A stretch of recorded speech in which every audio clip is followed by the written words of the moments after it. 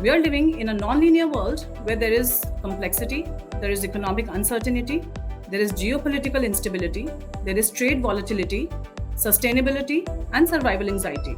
A lot of our customers are asking us, the buzzword is Gen AI, Gen AI, Gen AI, but what does that mean to their business? Anytime you have a complex supply chain, it has an inherent risk for disruption.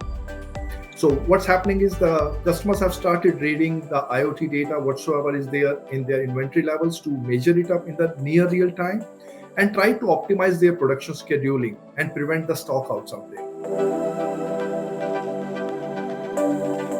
How do you take those complexities and really start to boil that down and make it very easy for companies to consume it? So all of this leads to a much more efficient sourcing platform using Gen AI on top of traditional sourcing process.